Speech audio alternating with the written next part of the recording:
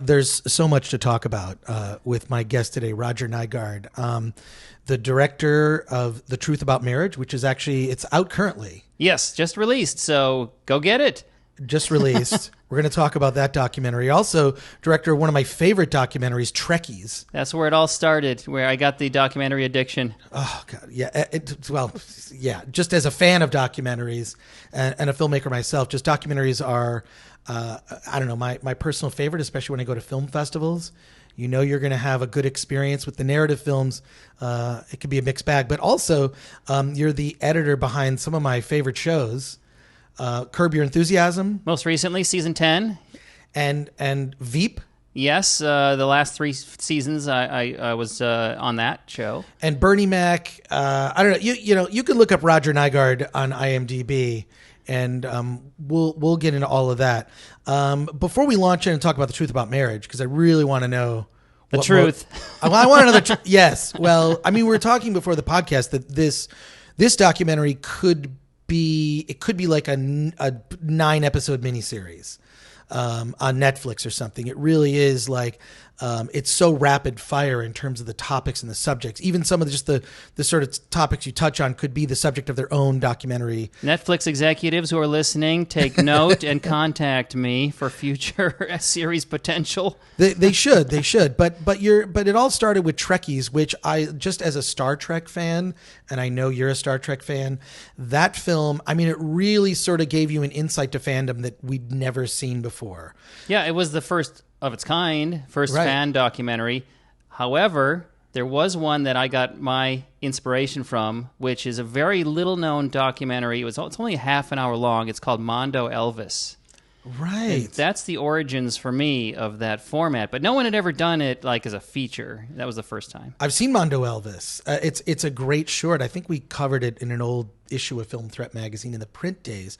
But that doc was kind of cool because it was just about crazy Elvis fans. I would call them super obsessive, because crazy is the eye of the beholder unless you're clinically diagnosing somebody. Yes, I should not use that word.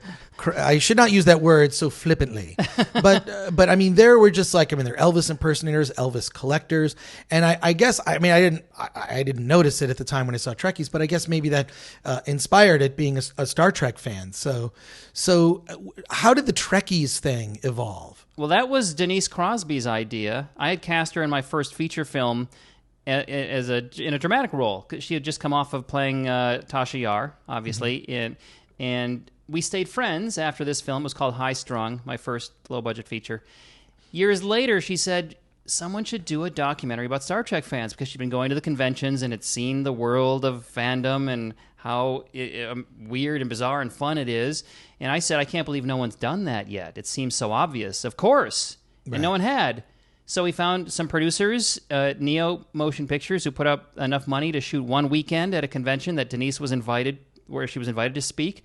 Mm-hmm. And the footage was so rich and colorful that we just kept going. I mean, it's really cool because it sort of bounces back and forth between different people's stories, people who, they're fans of different aspects of Star Trek. But that movie really, and I love the image of the poster, which is the baby giving like the Vulcan salute, the live long and prosper LLAP. I don't know. I have such a fondness for that film because it was at a time when I think fandom was less divided. I think now there's the old school Star Trek fans, of which I am in that group. I'm TOS, and you know what? I love TNG too. Once TNG hit its stride, like season 3, it was a great show. And it was also still when Gene Roddenberry was involved, right? Modern Star Trek, I don't know.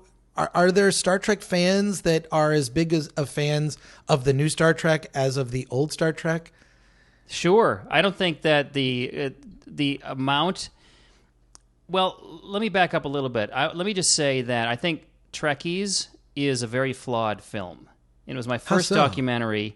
I was learning, Denise and I were learning together. We got several documentaries and watched them. My Brother's Keeper, Hoop Dreams, all the classics, Crumb. Those are epic documentaries and bear no similarity to Trekkies at all. So we didn't know what we were doing, and part of the reason it is what it is because we were first-timers, And we just set out to make this film. And here's why it's really flawed. What I've learned since is that a documentary is really no different than a narrative. You need to have a 3-act structure. You need a protagonist or a small group, ideally, or maybe a team or what have you, and an ending. And usually the best stories have a built-in ending, like a verdict, who's going to win the game, the championship, who gets selected by the majors, whatever. There's some kind of ending built in. And we didn't have that. So this fell into more of a profile of a subculture or a concept documentary, and that's what I've gravitated toward, are concept documentaries ever since. But because we didn't have that thread, that through line, that's what keeps an audience hooked from beginning to end. Oh, here's my character. I want to see if they succeed or fail in achieving their goals and despite the obstacles, which is the same thing you have in a narrative story. Because we didn't have that, the way we solved it, or at least put a Band-Aid on it for Trekkies, is we did short vignettes. Here's a chapter about Gabriel Kerner. Here's a chapter about the Star Trek dentist. And so you start to know, well, if you're not interested in that chapter, there's a new one coming soon, and will hold your attention. So it's like a book of short stories with the through line of obsessive fandom throughout. And since it's the first documentary of its kind, the flaws have now been copied over and over as the paradigm for fan documentaries. No, it works. I just remember seeing it at the time and thinking, like, I am a huge Star Trek fan. I am not as big a fan as like Gabriel in the film, you know, who not many are. Yeah, exactly. Like he is. I mean, he would wear, you know, his Star Trek uniform just in daily life. Right? This is the worst possible time you could have called. Go away. I mean, that's his catchpatchphrase now, and people ask him to say it at conventions, and he's just kind of embraced that. Yeah. I mean, and he is a character, but I mean, what I did love about it is it's like, wow, no matter how big my Star Trek fandom is, there's someone who's got a bigger collection, a bigger just everything, right? I mean, This was also when we weren't as connected, because it came out in the late 90s, right? It was late 90s, early 2000s. 1999 it was released. Yeah. So I just, you know, we weren't as connected via social media. Those things were not, you know, as prevalent or ubiquitous as they are today. And then, you know, where we are now, we've got today's Star Trek. Look, I'll admit, I just saw the first 4 episodes of Star Trek Discovery, and I kind of just, it didn't grab me enough to continue that voyage, so to speak. And from what I'm hearing about Picard, it's at least what I see online and like between my friends who talk about it, no one's happy. No one's happy. Well, I mean, but they love to be able to complain too. That's what I think. Is this like one of the things that I miss about, you know, this happens now online, is going to a convention like San Diego Comic-Con or whatever. You stand in line with people and you get these in-depth discussions about the what ifs of this, or like, you know, just certain captains, starships, whatever. One of my favorite panels, I'm sure you've heard about, is Starship Smackdown. Yeah, that's with Mark Altman and his gang, and they do a podcast called Inglorious Treksperts, right? Which I may be on someday. I promise I may be on that podcast. But they do this panel where they pit certain captains piloting certain starships and who would win in the end. It usually is the Starship Enterprise, piloted, you know, captained by Captain James T. Kirk. But I love that sort of insular, like, even if it's not, and there have been other documentaries about topics where it's something that I don't personally have an interest in it, but you see the people that you meet within the documentary are so passionate about that they are, you're in, even if it's not a something. The thing that comes to mind is a documentary that came out recently called Don't Be Nice. It's about slam poetry. No interest in slam poetry, probably would not go to a competitive slam poetry event, but that documentary just sucked me in. The first 5 minutes is just amazing. I think for a documentary to grab someone, and just as an editor, you may agree with part of my statement. I want to hear your opinion on it. That opening 5 to 10 minutes of your movie is the most important.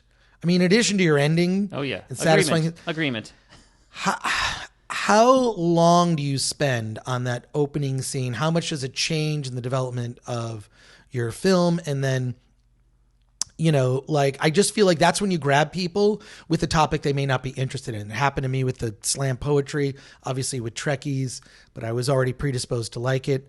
What kind of work goes into the opening sequence, so to speak, the first 5 to 10 minutes of a doc? I think it's similar to with a narrative. You need to have a good log line, Or in a documentary, it's a core question. I need to come up with a great core question that I'm going to solve by the end of the documentary, and I need to state that question right at the beginning and hook you. Ideally, maybe the first thing I say, which is, like in The Truth About Marriage, my core question is, why is marriage or relationships so hard for people? There's something wrong, because if 50% are failing, clearly there's something wrong with this formula. Okay, now are you hooked? Do you want to know why it's so hard? And now I'm going to go like the investigator and find out. And by the end, I'm going to tell you why and how to solve it. Now, if that's my hook, and as early as possible. Same thing with a narrative or a documentary about a person or a group of people. You need to know who's your protagonist, what is their goal, and what are their obstacles, what's the problem, as soon as possible. So that now I'm going to stick around to the end to see if they win. Well, in a way, you're kind of the protagonist of The Truth About Marriage. Well, I'm the investigator, right? Right. You're the investigator, and I'm a failure at relationships, and that's why I'm setting out to what's my problem? How do I solve this? Well, is this obviously this came from a personal? So you were in a marriage that did not succeed. Never married. No, never married. I'm a single guy pontificating about marriage. Right. But do you have the desire to be married? Sure, yeah, and it's about connection, right? We all we're social creatures. We need connection with other people. Mm-hmm. And when that connection goes wrong, it's painful, it's disastrous, and it takes a long time to recover. Why is that? And one reason is that no one teaches you in high school how to have a relationship. Well, it's interesting. I remember my experience getting out of high school was that I have all this information. I have no idea what I'm supposed to I don't know how to do taxes. Like I felt like real world applicable knowledge, like which usually should be imparted by your family, and normally it's imparted by your family by example, right? This is how your family leads your life. This is how you should lead your life, right? But in some ways, it's nice if that stuff can be spelled out. What's interesting about the doc is you talk to just a variety of people. First of all, marriage experts, authors of books on marriage, therapists. You talk to real world couples with different types of relationships. One, a polyamorous couple that what I found interesting about them, the polyamorous couple, is that they're from the group of people that work at Ren fairs. Now I know more about people that work at Ren fairs. Right. Like that's a job, right? Like first of all, I love Ren fairs. It's just a fun excuse to day drink and pretend and eat those giant turkey legs, and pretend you put on a costume, and so you can become somebody else. Right. And the way they put it is, I put on a costume so I can become myself. Right. In their real life is when they're putting on a mask at their corporate job or what have you, and they have to tone it down. There, they can let it all out. True. But you talk to them and they sort of, discuss issues related to polyamory and how that works. Then there's another couple, a guy from Brazil who he was a player. Don Blanquito. Oh my gosh. Don Blanquito and his songs. Check out his music. His music. What was one of the songs? It was Single just Forever. Right. But there's one Get That Vagina. Get That Vagina. That was the one. Get that vagina. It was just like very catchy, great tune. Right. But he was sort of a club like DJ, but also rap guy who was a player, but then kind of met his match. Well, with he's an his American wife. who moved. He went to Brazil for Carnival and loved it. Loved the Brazilian women. Decided to stay there, learn Portuguese, and learn how to rap in order to meet women. And lived there for 7, 8, 9 years until something changed his single forever plans. He met a woman who completely transformed him, and that's the surprise. Of all the couples I followed and checked back years later, it was always kind of a surprise. It never was what I expected to happen. Well, it's interesting because you talk to him, you talk to the couple from the Ren Fair polyamorous couple, but also you must have been working on this documentary for a long time, because I think one of the first interviews was 2012. Yeah, 7 years of shooting and editing. And working at jobs like Veep and Curb Your Enthusiasm to pay for this habit. Right. This sort of like damn fool idealistic crusade, which is every independent film that you make, is a damn fool idealistic crusade, much like the Clone Wars. But in any case, so you've been working on this since 2012. But what I found interesting is that you talked to couples who were about to get married, because whenever you would get invited to a wedding, I think this is really smart. So you get invited to weddings, you would show up as someone who's a guest at the wedding, and then you would be working on your documentary film and interview people at the wedding, including the couple or whatever you're at the wedding. Without knowing exactly how it was going to go, kind of footage I'd get, what it meant, I just started bringing my camera, and I got permission first, and generally they're all great, yeah, because there's cameras everywhere, and why not? And well, I love that you also included people from your life that you worked with, like, and so and I worked on the Bernie Mac show, and then boom, you cut to like a guy that you're talking to about marriage. Doug Williams, yeah, he's an actor, comedian. He was great. So, the sort of depths of this. I mean, I will say this is that the doc really creates a conversation, right? And it definitely sort of shows. I mean, there is that in the Q&A. At film festivals, when people stick around and they want to talk to you about their relationship.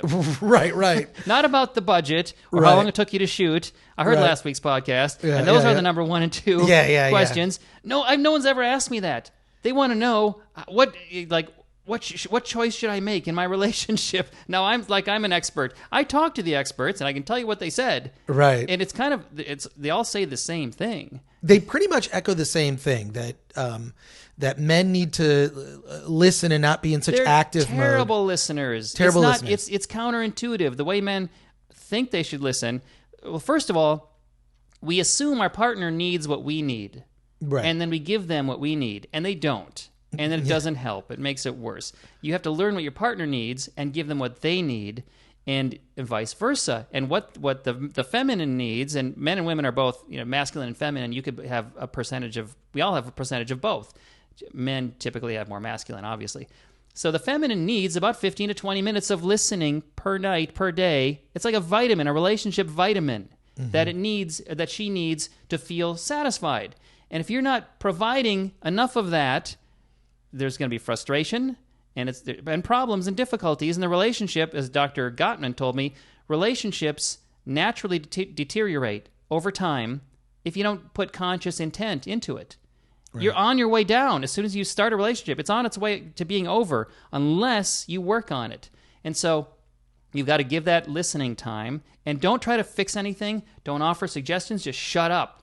Just ask, how was your day? How are you feeling about your day? And then shut up. And that's the hard part for guys, because we want to offer solutions and suggestions and consultations. And she doesn't want that. It makes it worse.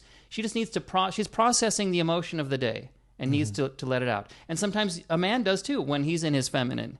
And both partners have to realize that. But you can't also take advantage of it. You have to moderate. If you demand more than your 15 or 20 minutes a night, then you're going to start, that precious resource is going to start to become less and less available to you. And so both couples have to accept this about each other. Well, I will say I'm 100% guilty we all are. Being a terrible listener, only in the sense of like, my natural instinct, and I'm sure this is true for a lot of men, and we're talking about just heterosexual relationships here, not yes and no, because whether you're straight or gay, relationships work best for happiness and longevity when there's where they're opposites, masculine and feminine. So a gay relationship, one is more masculine, one is more feminine. Straight relationship, one is more masculine, one is more feminine. I think they call that a top or a bottom. I think that is the from what I'm told. That's need opposites because we're meant to complete each other, not to duplicate each other. You don't want two of the same. Then you have a problem. But when you mesh, when you interact, because you fill in where each other's needs are, you don't have innately, then it works much better. So it's not about gender; it's about the energies of masculine and feminine. This is what when I coalesce down all of the advice I got from all the experts, one of the things it came down to was active listening. One thing I will ask you a quick question about that I'm 100% sure no one else asked you at your Q&A is, the wardrobe changes that you had were hilarious. Because a couple times I'm like, is he in a Hawaiian shirt? Like, what are you doing? Yeah, when you shoot over 7 years. That's what I thought. I thought, like, he must have been... Wardrobe was not really your concern. Your wardrobe. Wardrobe, hair, makeup. I'm just... Most 85% of the time, it's just me and my 3 cameras traveling around the world, setting up the cameras, putting on the microphone, setting the levels, focusing, and then asking the questions and doing everything. Well, so you were like a one-man doc Most of the time. Wow. So you couldn't afford a wardrobe person to help on I couldn't that. afford anything except right. to feed myself right. occasionally and travel there. So what inspired this like 7 years ago to decide to do this? Was it the decision to make a documentary, just to explore the topic to see if it could be a documentary? It came to that, but it always starts, another question you get at film festivals is, what's next? Yes. Right? And so I was at a film festival, the USA Film Festival in Dallas, had just screened The Nature of Existence, my prior film on existentialism, also a comedy. And somebody asked me, what are you doing next? And I had no idea, because it's like when you've just given birth, the last thing you can think about is getting pregnant again. Right. But you got to answer the question, otherwise you sound like an idiot. So I made a joke. I said, well, after having profiled existence itself, I need something even more perplexing than the nature of existence, and the only thing that could possibly qualify would be marriage. And it got a big laugh.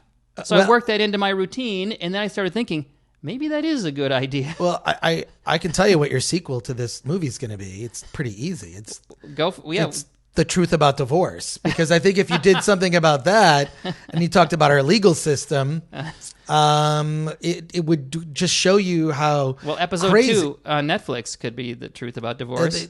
Episode 2, I mean, you could do 2 series. Episode 3 can be How to Get the Passion Back. Episode 4, 5, and 6, The Truth About Gay Marriage. Right. No, you really did. I mean, in a way, you kind of made a presentation. You could, in a way, pitch this as a series, right? Including divorce. I think when people, look at, how just insane the laws are, how sexist they are towards men, it's really against men in that sense. And just how like messed up. I think if people knew more about divorce, there'd probably be less divorces if people knew the truth about divorce. What you're about to go through. Right. In a decoupling. Right. In a decoupling. Conscious decoupling. Is that conscious decoupling? Is there conscious It can be uncoupling? hard, or you can make it less hard. And it's like, how do you feel about that person? Because sometimes you're having to split half of what you own with somebody whose guts you now hate, who you used to love. And that's very disruptive. Right. Well, I'm curious, where are some of the couples? Are some of the couples that are in the documentary, has their relationship status changed in any way? Only the couple that you see that were getting divorced in the film after the 5-year point. I went to the wedding, checked back 5 years later, and they were signing the divorce papers and talking about it. And they have a very amicable divorce because I think they both felt they got what they expected out of the marriage, and it ran its course. There's no children, so they don't have to separate in that regard. And part of you could say that divorce is hard for men. It's also about evening the balance between men and women, because who has to do more, a man or a woman? A woman has to give birth. A man doesn't have to give birth. Like that's a 9-month commitment that could end in your death sometimes. A man, it's a 30-minute commitment. Or 5 minutes, depending how less. quick you are. Yeah, right? And then you're done. Right. And so it's about realigning, because marriage, at the core, what I found is the marriage contract is a piece of paper that says how you will split or share your property, because it's about pooling your resources for the benefit of raising children. That's why it exists. And because society wants something in place to help clean up the mess when you leave one behind, as 50% of couples do. Otherwise, society would have to clean up this mess over and over again. So it puts that in place, at least a framework for who gets what. It's still a disastrous decoupling for some people. And part of the way to avoid that is one of the, Rachel Hope, who's one of the experts I interviewed, she put it this way: instead of promising to love someone forever, which, how can you promise what your feeling will be in 10 years or 3 years? You can't promise to have feelings. What you can promise is, I will promise to behave lovingly toward you forever, whether it's through difficulties like divorce. Mm-hmm. And the polyamorous couple, they look at it in terms of their relationship is it's a daily renegotiation. Every day you renegotiate what's the situation between us until you can no longer make it work. Do you think, I mean, I think there are so many influences. I mean, you could only do so much in the doc in 90 minutes. But like I said, some of the conversations paths that you went down, I felt could just be the subject of its own documentary on its own, like the polyamorous couple. Like that's that's just 90 minutes on that type of relationship. But, or the amicable divorce couple, that could be, an episode, so to speak. But I think that there are so many the fact that we live longer, the fact that I think that social media and you actually talk about this in the very beginning of the doc. It's just all the distraction, right? I mean, that's discussed. Too many choices makes it harder. It's easier to swipe left or right, whatever it is, and then try again. Yeah. Instead of making it work, and you're not trading up, you're just switching problems, one set of problems for a different set of problems, and you're throwing away the shared experiences that have helped keep you together. Yeah, I do think that social media and apps have actually contributed to, at the very least, making modern relationships more challenging. And what the experts told me, which was kind of mind blowing, is that these apps, especially like eHarmony, where you put in a lot of time in answering questions, it's all irrelevant. None of that matters until you meet someone face to face, and then all of the data goes out the window. It's based on how someone makes you feel in person. There's no way you can predict how two people will feel until they're in close contact and they're sensing each other's personality, their pheromones, their chemicals, their attitude, it's so many indefinables that you can only know by meeting somebody. So if you've got an app that shows you what somebody looks like and are they close, those are the two main things you look for, and then when you meet, you decide.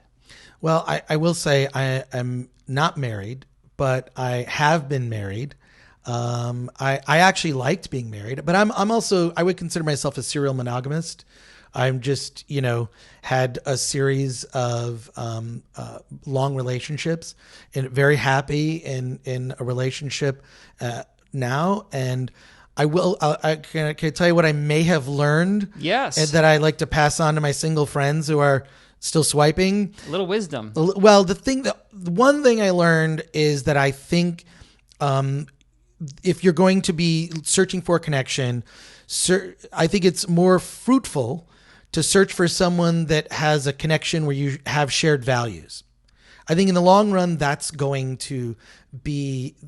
you'll find a deeper connection that will actually lead to something which could be a successful. And I think that people focus too much on, like, you were together for a year and a half, it didn't work out. Well, you were together for a year and a half, right? Well, that's a year and a half success. A year and a half success. And you take away, I feel like each relationship I've leveled up in some way, like, I always learn the lesson too late for the last relationship, but I take that lesson into the new relationship. I don't like to call it baggage. I call it a lesson, things I have learned, right?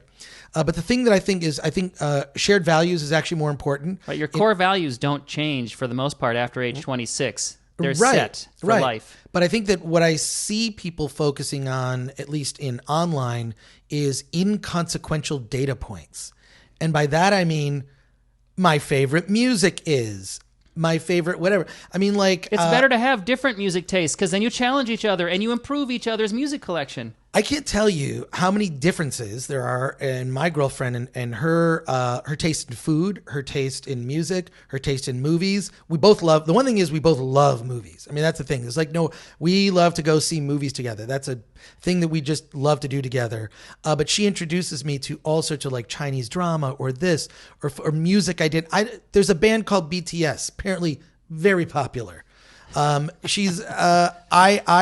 You can thank her for that. Right? I will admit, I went to see BTS. I'm good. Not the core demographic for BTS. I appreciate it. It was an amazing show. She's going to see BTS again. I will not be going, but she's going to have a good time. And it's important to do things separately. Well, exactly. But I just think that like if you focus on like, well, this person is not a fan of Death Cab for Cutie. I can't be in a relationship with someone who doesn't like this music. You know, it's that I feel like that's sort of a missed opportunity because you're missing out on. I feel like then you see people sort of coupling up that have so many similarities, they have nothing to talk about. You know, I mean, if they're into ICP, Insane Clown Posse, well, actually, that would be kind of a fun activity.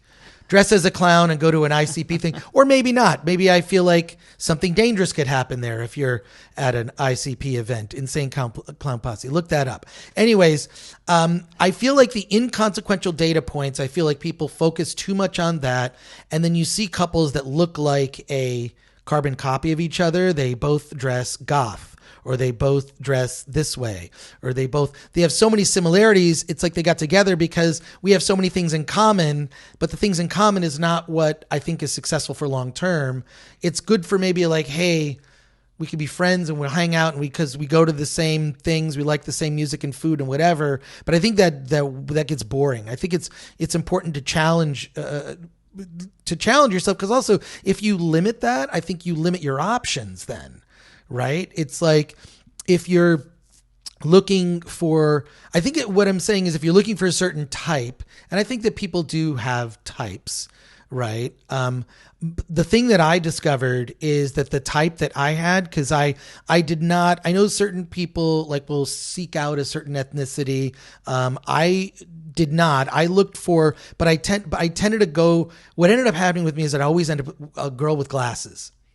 So apparently I like women with bad eyesight is my, I don't know. Like or maybe women that like to read. Women that like to read. Maybe that was what it ended up being, but it ended up being like whether I met her where she wore glasses or not, it would always be someone, like I wear glasses. And I was just like, well, that's not a problem for me. But it seems like that was the only connective tissue to be correlation. Glasses. Yeah, What's the correlation. Is there a causality there, or is it just chance? Who knows? Well, there's a really good TED Talk, and I don't recall the name of the woman who gave it, where she actually laid out like she was going to hack online dating and came up with a whole set. She would rank her dates, and it's a really great, it's a TED Talk. It's like 10, 15 minutes, and she talks about how she hacked online dating. You can look this TED Talk up. What is it? Amy Webb. Yes, Amy Webb. Thank you, Bobby Schwartz. Bobby Schwartz, our engineer here on the Film Threat podcast. Amy Webb, that is a great TED Talk, which I think is a great addition, say, for your documentary, where I have sent that TED Talk to many of my single friends saying, look, not that you would do what Amy Webb did, which was she had this whole questionnaire where she would rank her dates. But it led to her getting married and having kids like that. I just think her TED Talk is really inspiring. So I just think that like we're always learning. I think we have to be open to that, right? Yeah. If we're so set in our ways, that's not good for any kind of relationship, right? Like, no, Einstein said once you stop learning, you start dying. You're just waiting. It's over. What are you doing here? Well, it's even like I had a friend that worked at Amblin Entertainment and said that Spielberg in his off time would always be watching a lot of new films and indie films, right? And his whole thing was there was always something to learn. Mm-hmm. Even a master like Spielberg, right, is like, I need to keep watching films, especially challenging films, non-Hollywood films, just to see what I could... Especially, yeah. Now, you're I would say that you're very accomplished as an editor. I don't think, just to look at to breeze through your IMDb. Tell me what your experience has been in working on shows like Curb Your Enthusiasm, Veep, and on Curb.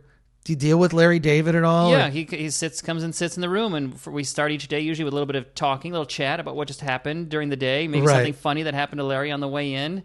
And it's a great. Can you imagine a job where you get to sit with Larry David and chat for a little while about something funny that just happened to him? Well, it's got to be like being in an episode, right? Because I know that and they end up in episodes. Right, those right. little talks, some of them. Oh my God. Because I've had friends, a lot of friends are improv and work as actors and end up doing like bit parts and that. And they say it is very like creative, like in the shooting process, that is. They have the sort of getting from point A to point B. And then it's kind of like there's some lines that you might need to hit or key pieces of information that need to be dispensed within the conversation, but it's pretty fluid and Yes. they'll play a lot with it. How does that, There's an outline. I mean, they spend months. Larry spends months writing the outline. So the story is fully written. You cannot improvise story. Mm-hmm. But the dialogue is easy. It's like the last step when you're writing a screenplay anyway. First, you should have the story fully thought out in all its facets, and then add the dialogue last. Right. So a lot of writers get anxious. They get anxious and want to start writing, and they start writing, then they get stuck halfway through. Something's wrong. Well, you didn't figure out your story. So Larry, and in this season, last 2 seasons, working with Jeff Schaffer, who also created The League. I worked on that, and they sat together and wrote these 10 episodes, completely stories completely thought out. Then, when they cast, they bring people in to read with Larry. Larry reads with everyone who comes in to see if there's a spark, if it works, if they push back. He needs someone who gives him conflict, who will argue with him.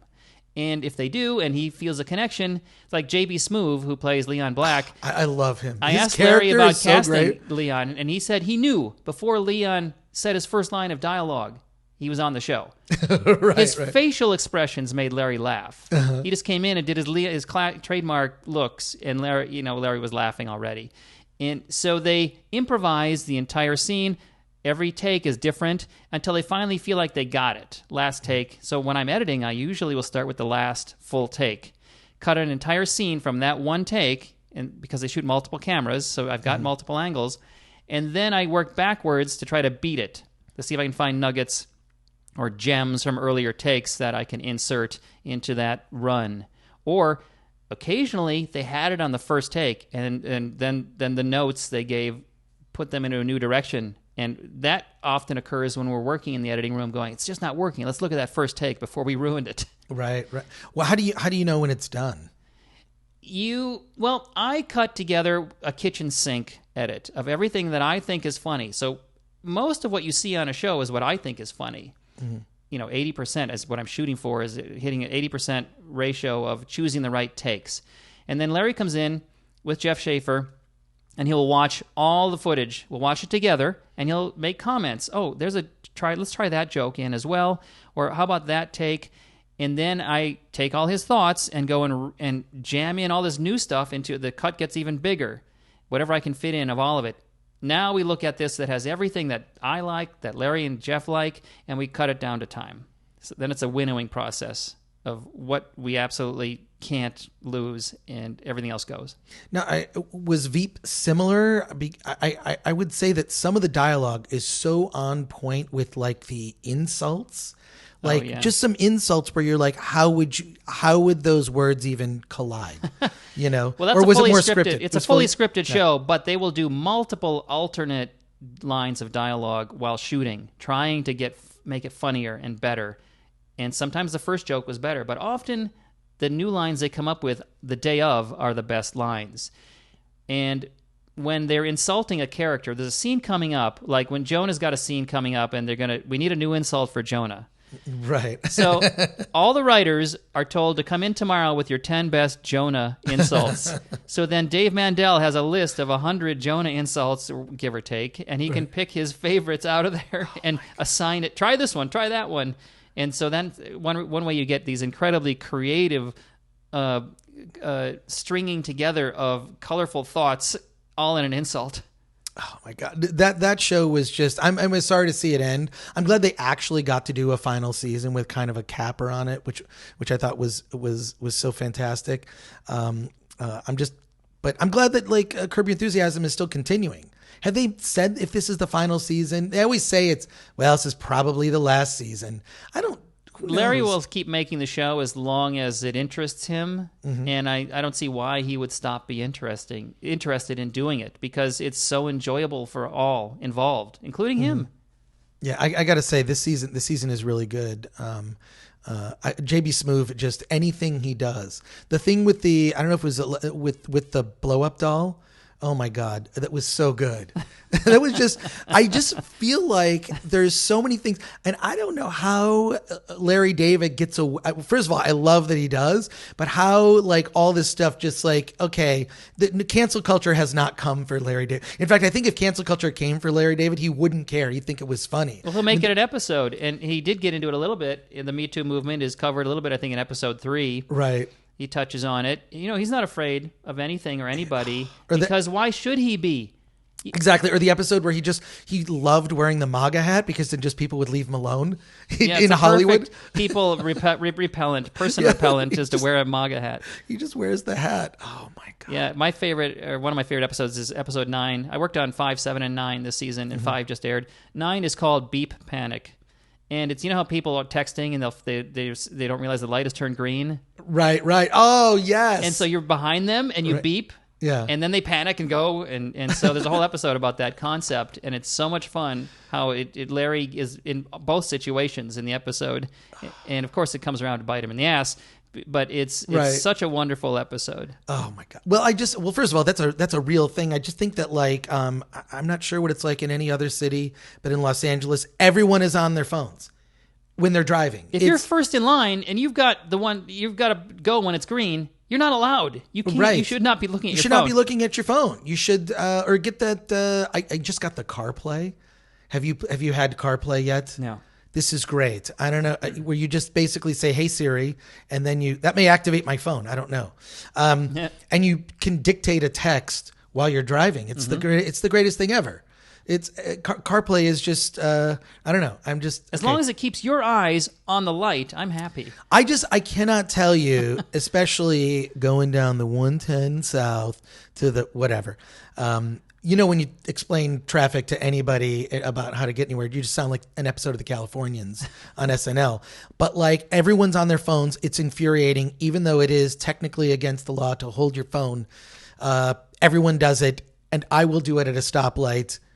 But yes, the green thing, yeah, you got to. If you're first in line, you should not be doing that. Well, the show is really about crusading against or about mores and customs that have gone wrong. Somewhere it's gone wrong. Larry's our guy who's out there crusading against these crimes. Oh man.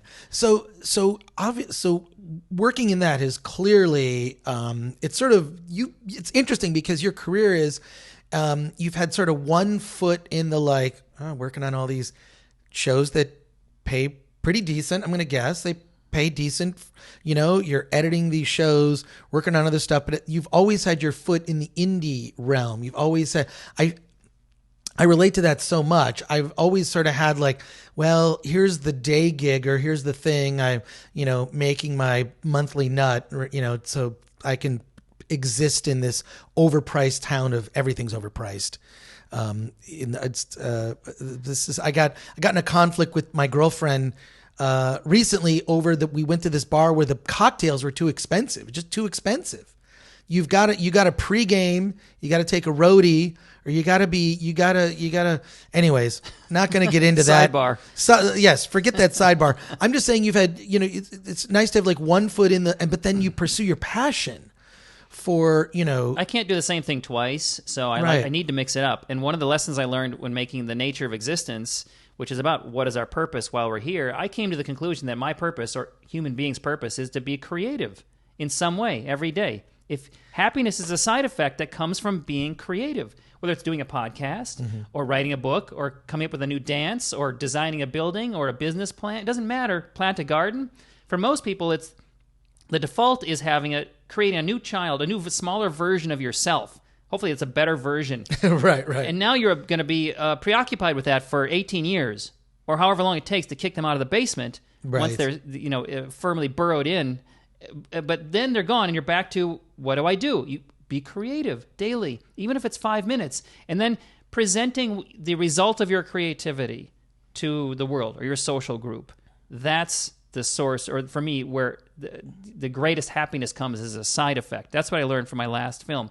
So, hence, I love editing, I love directing, I love making feature films and working on television. But being able to, by making documentaries, I don't have to answer to anybody because I can fund it. So they're all self-funded, and it's one reason it takes me 7 years. But I can be creative daily, and it's the kind of creativity where doing a concept documentary for me is so fulfilling because I get to go and spend 2 hours asking someone the deepest, most difficult questions that are bothering me. Like in the Truth About Marriage, I sought out 15 of the top relationship psychologists on the planet, and asked them all about all these problems I'm having in relationships. And then the filmmaker, the audience comes with me, and you learn what I learn. But imagine being able to do that. You connect, you bond with someone on a basis that you wouldn't bond just meeting for coffee and talking about traffic or the weather or sports. Talk about life, existence. What is our purpose here? What are your dreams for the future? Where would you live if you could live anywhere? Anything with some weight or substance to it. And then you bond with a human being, and you need that amount of connection to feel satisfied and fulfilled, and which you don't get on Facebook. Watching people's stories that are not their real stories, you never get fulfilled, and it just leaves you hungry for more. So that's why we need interpersonal contact, and documentaries provide that for me. Plus, after 2 hours with a therapist, if I bring my camera, there's no charge. Right. Well, oh God. First of all, I have so many thoughts on what you just said.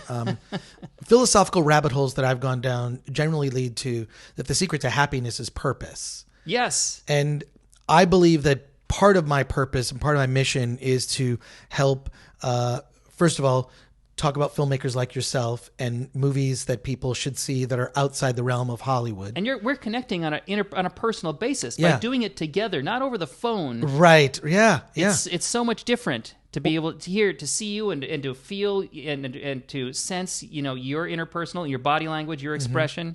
Or not to reply to each other. Yeah, we're actually like replying live. But so much is lost in that. Yes, yeah. Well, your doc talks, touches on that too. Just like everything, those, That and kind of part of the problem for couples. They stop doing this interpersonal connection. You need to come home, put the phone on airplane mode, 15 minutes, make eye contact, and connect.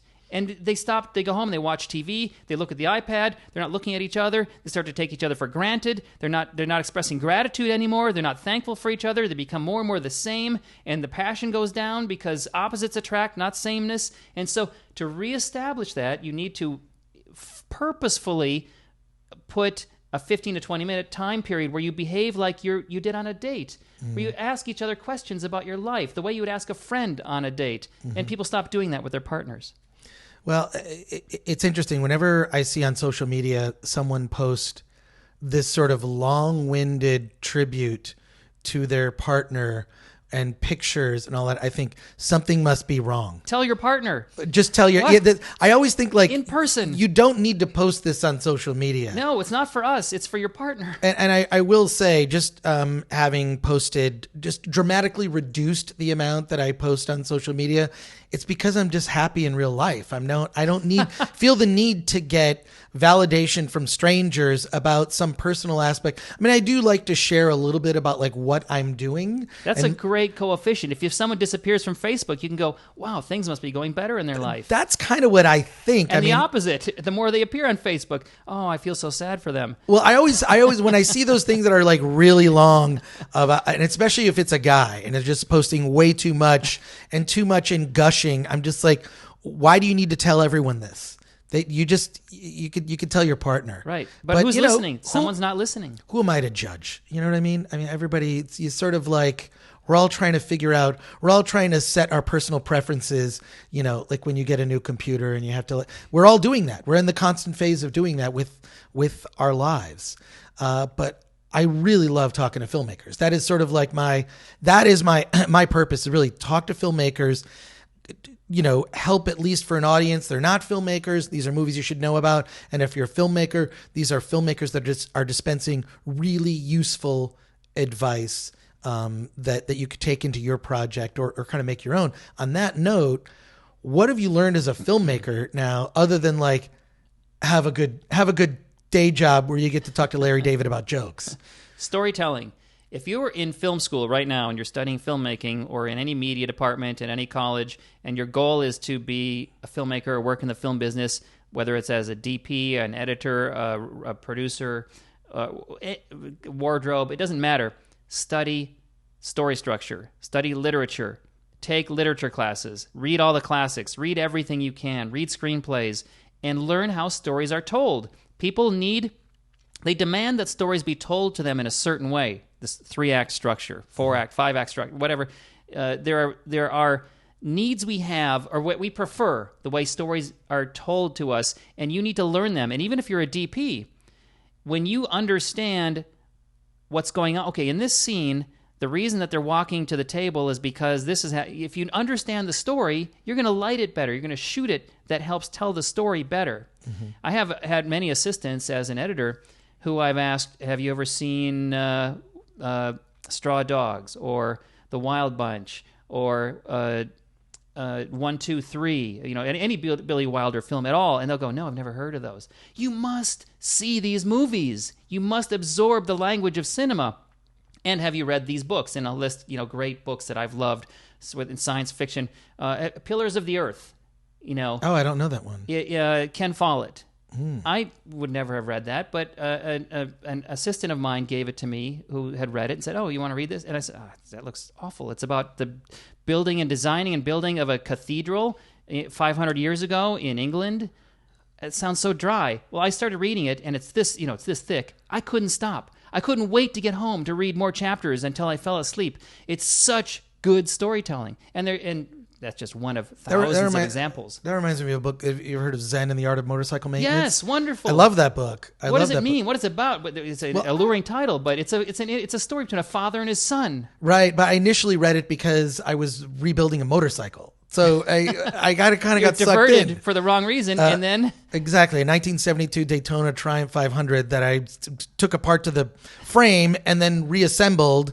But then I thought, well, I'm gonna read this book, and I loved it. I mean, that book is not about motorcycle maintenance. Well, if you want to be a makeup artist, a wardrobe writer, any aspect of filmmaking, learn story structure and read books, read stories.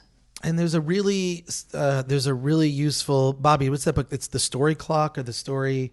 Story Clock. Yeah, Story Clock. Yeah. I also want to correct, Bobby Schwartz is a producer on the Film Threat podcast. I mentioned it. But everyone has 9 jobs at Film Threat. We all have like 9 jobs. It's like, well, I'm this, I'm the social media. We run the YouTube channel, and everyone here at Film Threat has 900 jobs. That's how we There's no show without him. I can't do the show without Bobby Schwartz. Follow him on Twitter and Instagram at Dual Animal. At Dual Animal. We can be replaced, but I'm not so sure about him. No, I need Bobby. But yeah, like I do think that like bringing something to filmmaking from another place, I think is really useful, because I think the problem we're at now this is especially true of mainstream movies. And I'll use Star Wars as an example, because there cannot be an episode of the Film Threat podcast without a mention of Star Wars. I think every Star Wars movie is not influenced by the original things that created Star Wars. It's influenced by previous Star Wars movies.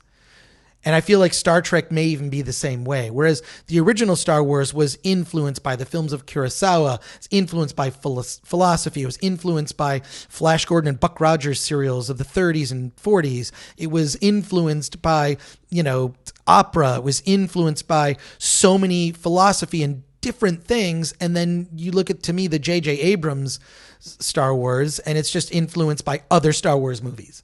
And that's where all the influences come from. And I feel like it ends up feeling like a hollow experience, because it looks like Star Wars. It's like, it's got the spaceships and it's got laser swords, but it doesn't, it lacks the deeper layers because the influences aren't there. And if you look at the great films of the 70s, they were all influenced by literature and so many other things that had nothing to do with film, that was sort of brought to sort of put in the blender or as with George Lucas, it's the myth blender, and it ends up with something that feels fresh and totally new, even though so many aspects of it, like Darth Vader, is sort of influenced by Doctor Doom, the nemesis of the Fantastic Four from the 1960s, as written by Stan Lee and illustrated by Jack Kirby. I could go on and on down a rabbit hole of pop culture, obviously, because all this crap is behind me. You've put your finger, though, on the most important thing about filmmaking and screenwriting, which is the theme.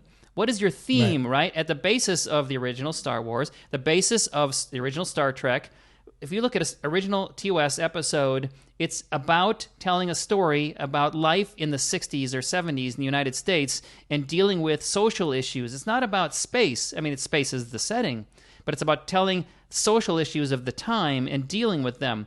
So if you have a story to tell, you need to know, what is your point of view? What is your opinion? What is the idea you're trying to get across? What is your theme? Mm-hmm. And then every scene in your movie should complement or express or deal with that theme throughout the film. It does, whether it's a space film, an action film, a documentary, particularly a documentary, you've got a theme, you've got a point of view, you've got an idea that you're trying to get across, trying to express to people. If you're just writing an action scene, an action film because it's getting from point A to point B and there's no theme, it's going to feel empty.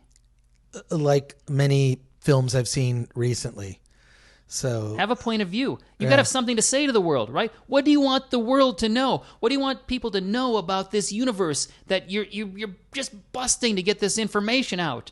And then tell it through a narrative or a documentary and entertain first. Yeah. And then you can slip in your theme. It becomes natural. You slip it in naturally. I think the problem today is we're seeing so many, the theme is sort of hammered, and then it's the theme is expressed in a way to make people who don't agree 100% with that philosophy, make them wrong. And